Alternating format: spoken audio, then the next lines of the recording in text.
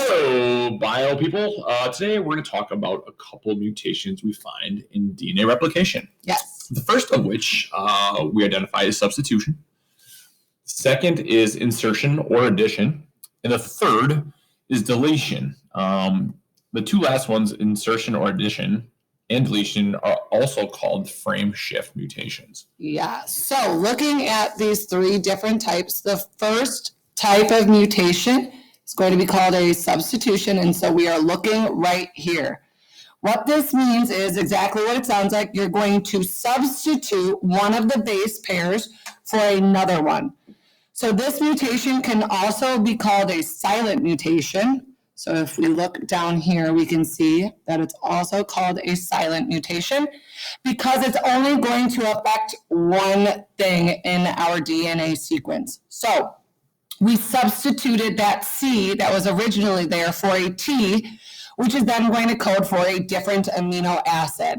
However, the rest of the amino acids are not affected by this.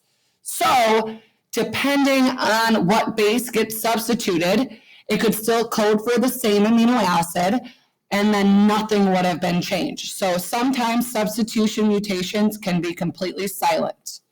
The second type of mutation is called an insertion, also can be called an addition.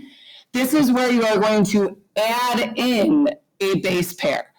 This is going to throw off the reading of the codons because when you code for an amino acid, it's read in threes, which we talked about in our protein synthesis notes.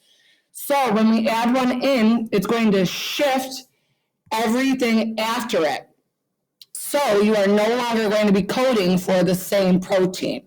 So we shifted our three that were originally up here, C, G, U. It is now UCG, which is going to code for a different protein, which will affect the entire amino acid sequence.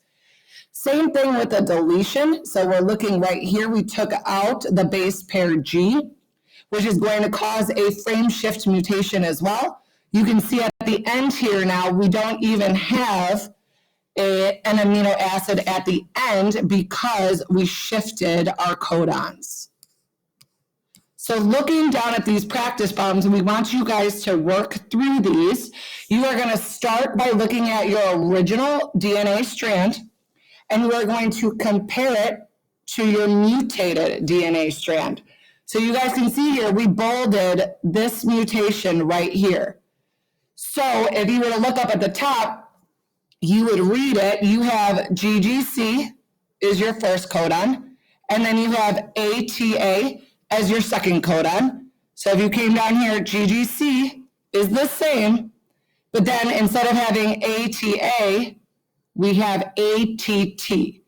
So we need you guys to first identify what type of mutation that is.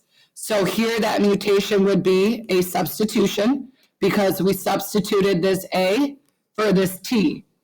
Now, instead of coding for this entire amino acid sequence, which is going to make our protein, it's actually going to cause it to stop. So we are no longer going to get this whole sequence. It's actually going to stop right here. This is what it coded for. So whatever protein that this DNA was coding for will no longer be made, and your body will no longer produce it, which is not a good thing for you because proteins do everything for us. So we want you guys to practice that again with this one. You need to identify what type of mutation it is.